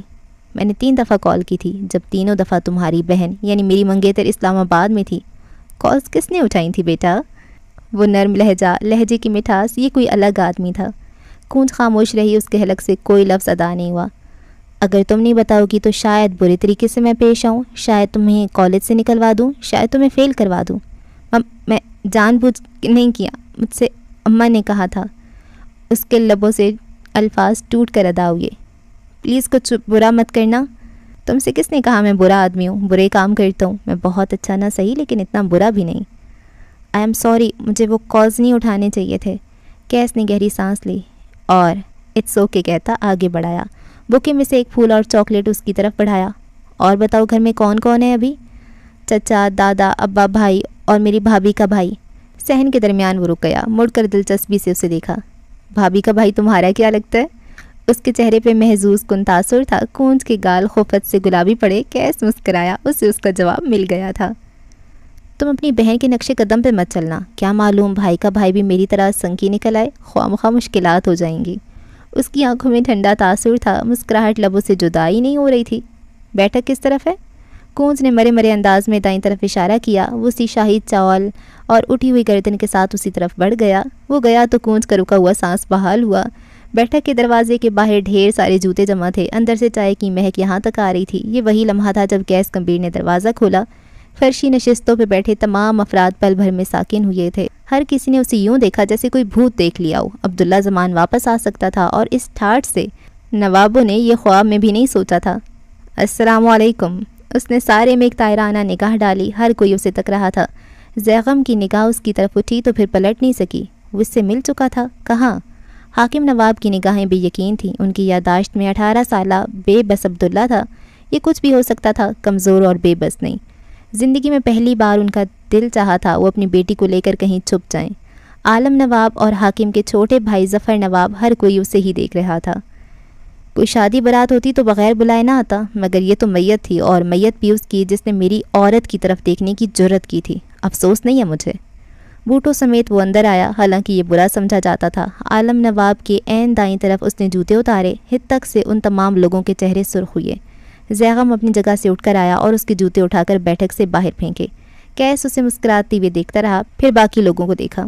تربیت تو تم لوگوں کی میں دیکھ ہی چکا ہوں، اب حیرانی بھی نہیں ہوتی۔ سر جھٹکا۔ خیر میں یہ بتانا چاہ رہا تھا کہ بلاج میر کو میں نے مارا ہے۔ باقی سب کے تاثرات مختلف تھے، اور زیغم باقاعدہ ٹھہر گیا۔ بغیرت مرد دھرتی پہ بوجھ ہوتا ہے، میں نے ختم کر دیا۔ زیغم کے غم کو جیسے کوئی تپتی لو لگی تھی۔ اس نے غصے میں جھپٹ کر اس کا گریبان پکڑا، اسے مارنے کے لیے ہاتھ اٹھایا، مگر کیس نے اسی تیزی سے اسے ہاتھ سے پکڑ کر موڑا، اس کی کمر پہ گھٹنے سے وار کیا اور زوردار لات رسید کی۔ زیغم فرش پہ گر پڑا۔ اگر مجھے خراش بھی آئی تو پولیس تم سب کو ایک ایک کر کے یہاں سے لے جائے گی۔ تھانے میں عالم نواب صاحب کا نام دے کر آیا ہوں، میں نے ٹھیک کیا نا نانا جان؟ اس کی پرتپش نگاہیں عالم صاحب پہ جمی تھیں۔ ایک لمبا عرصہ بعد اسے احتساب کا وقت ملا تھا۔ عبداللہ پہ لازم تھا انہیں بھرے بازار میں کوڑے رسید کرے۔ بشر اپنی جگہ سے اٹھ کر آیا، زیغم کو ہاتھ دے کر اٹھایا، اپنے دادا کو آنکھوں ہی آنکھوں میں خاموش رہنے کو کہا۔ کیس سب کی اس کی طرف مڑا، پھولوں کا گلدستہ اس کی طرف بڑھایا، لبوں پہ قہر بھرا تبسم تھا۔ تمہاری بہن کے لیے، اسے سرخ پھول بے حد پسند ہے۔ اس کے کان کے پاس جھک کر کہا، لہجہ دھیما تھا مگر بشر کے رگو پے میں لاوے کی صورت اترا۔ اسے بیچ میں مت لاؤ عبداللہ۔ بیچ میں کب اسے بیچ میں لایا؟ وہ تو شروع سے یہی ہے۔ کیا اس نے تمہیں یہ نہیں بتایا کہ وہ 1 سال سے میرے آفس میں کام کر رہی ہے، میرے گھر کئی بار آ چکی ہے، کئی بار میری گاڑی میں بیٹھی ہے اور میرے ساتھ حویلی آئی ہے؟ سب سے اہم بات، کیا اس نے تمہیں یہ بتایا کہ بالاج کے قتل کے بارے میں اسے 2.5 ماہ پہلے سے پتہ تھا؟ میں نے ہی تو بتایا تھا۔ کوئی اسے سن نہیں پایا تھا سوائے بشر کے، اور جو سن رہا تھا اس کی اذیت کا قصہ داستانوں میں رقم کیا جائے گا۔ تم جھوٹ بول رہے ہو، زینی مجھ سے کچھ نہیں چھپاتی۔ کیس نے سر ہلایا جیسے کہہ رہا ہوں اوکے۔ پھر اس نے موبائل جیب سے نکالا اور آخری کال لاگ نکالی۔ موبائل بشر کے سامنے کیا، وہ جہاں تھا وہیں تھم گیا۔ سرخ پھولوں کا بوکے اس کے ہاتھ سے چھوٹ کے گرا تھا۔ میں نے بتایا تھا وہ مجھے کالز کرتی ہے، میں نے کبھی یہ نہیں کہا تھا کہ وہ سلسلہ ختم ہو گیا ہے۔ وہ اس کے سامنے سے نکل کر دوسری طرف سے چلتی ہوئی آیا اور حاکم نواب کی دائیں طرف آ کر بیٹھا۔ بشر اب بھی اپنی جگہ جامد رہا۔ جو اس نے سنا وہ انسنا نہیں کیا جا سکتا تھا، جو اس نے دیکھا اسے اندیکھا نہیں کیا جا سکتا تھا۔ میں نے سوچا ہوا ہے کہ جرگہ بٹھایا جائے تاکہ انہیں بھی معلوم ہو کہ آپ سب کتنے بغیرت اور جھوٹے ہیں۔ تم نے آنے سے منع کر دیا تھا، تم نے کہا تھا تم نہیں آؤ گے۔ میرا بھائی اچھا آدمی تھا، اگر اس نے شادی کی تو کیا غلط کیا؟ زیغم چلا رہا تھا، آنکھیں نم تھیں۔ کیس نے افسوس سے اسے دیکھا۔ میری پھپھو یعنی بشر کی ماں کو یہ آدمی، اس نے حاکم کی طرف اشارہ کیا۔ میرے سسر صاحب شادی کے بعد ایک بچے سمیت ہمارے گھر چھوڑ گئے تھے، پھر ہمیں چاہیے تھا کہ انہیں خلا دلواتے، ان کی شادی کسی اور سے کرواتے۔ پھر بتائیں حاکم صاحب آپ کو کیسا لگتا؟ وہ میری بیوی تھی، منگیتر نہیں۔ انہوں نے چبا چبا کر الفاظ ادا کیے۔ جب منگیتر تھی تب بھی 4 سال انتظار کروایا تھا آپ نے، اپنی بیٹی پہ وقت پلٹ کر آیا تو آپ بھول گئے سب۔ اس کی آواز کا تیش وہاں بیٹھا ہر شخص محسوس کر سکتا تھا۔ نوابوں نے اس کے آنے کا انتظار کیا تھا، انہیں کیا پتا تھا وہ آئے گا تو تخت پلٹے جائیں گے۔ اور بچے، میرا اس سب میں کوئی قصور نہیں ہے، اس نے زیغم کو دیکھتے ہوئے کہا۔ یہ آدمی جسے تم اور میں اپنے نانا کے رشتے سے جانتے ہیں، یہ سب سہکاریاں اس آدمی کی ہیں۔ تمیز سے بات کرو عبداللہ، ظفر پھنکارے۔ کیوں؟ میرے لیے یہ شخص سانپ سے زیادہ زہریلا ہے. میری ماں نے کوئی بھاگ کر شادی نہیں کی تھی کہ آپ نے اس کی اولاد کو پلٹ کر بھی نہیں دیکھا. کس حال میں رہا, کیسے سب جھیلا, ایک بار بھی نہیں پوچھا آپ نے. اس کی آواز ہر گزرتے لمحے بلند ہو رہی تھی. اس کے دل میں کرب تھا جو اس آدمی کو دیکھ کر جاگا تھا. ڈائن بھی 7 گھر چھوڑ کر وار کر دیا اور آپ نے میرا حق اٹھا کر اپنی دوسری اولاد کو دے دیا. وہ پیدا ہونے سے پہلے میرے نام تھی. جرت کیسی ہوئی اس کے ساتھ کسی اور کا نام جوڑنے کی؟ تم نے آنے سے انکار کر دیا تھا. بشر کا لہجہ کمزور تھا. تمہارے باپ نے بھی یہی کیا تھا. وہ ترکی با ترکی بولا. لیکن ہم غیرت مند ہیں, جہاں ایک بار نسبت جوڑتی وہیں جڑی رہتی ہے. تم لوگوں کے یہاں حالات مختلف ہیں. یہاں گھر کی لڑکی کچھ اور کہتی ہے اور مرد کوئی اور فیصلے کرتے ہیں. اسے بار بار بیچ میں مت لاؤ. بشر بے حد ضبط سے بولا. اب نہیں لاؤں گا. اب جو فیصلہ ہوگا جرگے میں ہوگا. میری منگیتر کی شادی کہیں اور کروانے کے بعد بھی آپ لوگ مجھ سے غلط بیان ہی کرتے رہے ہیں. بالاج کو مار کر تم اپنا حساب لے تو چکے ہو. بالاج سے حساب لیا ہے, آپ سے باقی ہے. وہ اس کا شوہر تھا اور آپ اس کے شوہر سے پہلے کے ورثہ. اگلی ملاقات تو اب جرگے میں ہوگی. میں بھی دیکھوں کب تک عبداللہ زمان کے حقوق سلب کیے جائیں گے. اٹھ کھڑا ہوا. باقی سب سے اٹھنے کی سکت اب وہ سلب کر چکا تھا. بشر اس کے ساتھ اٹھا تھا. تم جو چاہتے ہو تمہیں مل جائے گا, لیکن میری بیٹی کو بیچ میں مت لاؤ. حاکم نواب کے کہنے پہ وہ پلٹا تھا. آپ کی بیٹی میری منگیتر ہے. وہ بیچ میں نہیں آ رہی. وہ شروع سے یہی ہے اور رہے گی. اس صدی میں, اس دنیا میں اسے چھوڑنے کا کوئی ارادہ نہیں میرا. کہتے ہوئے وہ بیٹھک کا دروازہ پار کرتے ہوئے باہر آیا. اسے سامنے سے آتی آمنہ بیگم دکھیں. وہ شاید بالاج کے گھر سے واپس آ رہی تھیں. اسے صحن میں استیدا دیکھ کر وہ ٹھہر گئیں. آنکھوں کی پتلیاں ایک نقطے پہ ساکت ہوئیں. ٹھہرا تو وہ بھی تھا, گلے میں کچھ اٹکا. لمحے درمیان میں ٹھہر گئے. وقت کی کایا پلٹی, پھر اس نے قدم بڑھائے. ان کا عبداللہ ان کی طرف آ رہا تھا. آمنہ بیگم سانس روکے اسے اپنے قریب آتے دیکھ رہی تھیں. پھر وہ ان کے قریب آ کر رکا. وہ ادھیڑ عمر عورت اب ہاتھ بڑھا کر اس کے چہرے کو چھو رہی تھی. اس کی داڑھی, اس کے گال, اس کا ماتھا. ان کا چہرہ گیلا ہو گیا تھا. ویسی ہی نمی ان کے سامنے کھڑے مرد کی آنکھوں میں بھی تھی. وہ ان کے سامنے جھکا. انہوں نے کپ کپاتے لب اس کی پیشانی پہ رکھے. عبداللہ نے سکون سے آنکھیں بند کر لیں. وہ اس کے کندھے کو چوم رہی تھیں. اس کے دونوں ہاتھ اٹھا کر آنکھوں سے لگائے اور پھر وہ دونوں بازو پھیلائے انہیں سینے سے لگا گیا تھا. لمس راحت جیسا تھا. وہ پھوٹ پھوٹ کر رو رہی تھیں. بھائی, بھتیجے, خاندان, سب وہی تھا, سب وہی. میرا بچہ, میرا عبداللہ.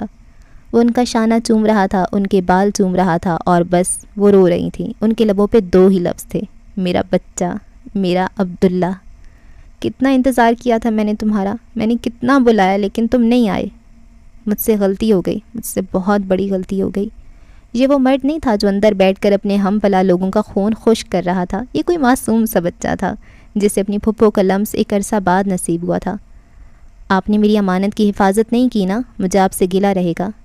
میں مجبور تھی بچے, میں کیا کر سکتی تھی. عبداللہ زمان دھیرے سے ان سے الگ ہوا. میں آ گیا ہوں, میں خود سب ٹھیک کر دوں گا. آمنہ بس اسے دیکھ کر رہ گئیں. اس کے ہاتھ اب بھی ہاتھوں میں لے رکھے تھے. تم ٹھیک ہو نا بچے, تم خوش ہو. مقصود, بختیار, سب کیسے ہیں؟ انس کیسا ہے؟ سب ٹھیک ہیں. میں اگلی بار سب کو لاؤں گا. آپ اپنا خیال رکھیں بس. اس نے ایک بار پھر انہیں گلے لگایا. اپنے ہاتھوں سے ان کے آنسو صاف کیے. کئی لمحے بعد وہ پلٹ رہا تھا. پھر اس نے ساتھ چلتے بشر کو دیکھا. اہم ملاقات تو رہ ہی گئی بشر. اسے بیچ میں مت لاؤ عبداللہ, وہ تم سے نہیں ملے گی. میرے ہوتے ہوئے تو بالکل نہیں. جو کچھ ہوا ہے اور جو کچھ ہو رہا ہے اس میں اسے بیچ میں مت لاؤ. تھوڑی پہ انگلی رکھے اس نے کچھ سوچنے کی اداکاری کی. پھر سر کو اسپات میں ہلا دیا. واپس گاڑی میں بیٹھتے ہوئے اس نے ایک نظر کھڑکی کی طرف دیکھا. وہ کھڑکی سے اسے دیکھ سکتا تھا. عبداللہ کی طرف اس کا نیم رخ تھا. ایک نظر اسے اور دوسری نظر بشر کو دیکھتے بآواز بلند ایک ہی جملہ کہا تھا. پھر اب تم اور تمہاری بہن اپنے اندازے غلط ہوتے ہوئے دیکھو گے. اگلے لمحے اس کی گاڑی نظروں سے اوجھل ہو گئی تھی.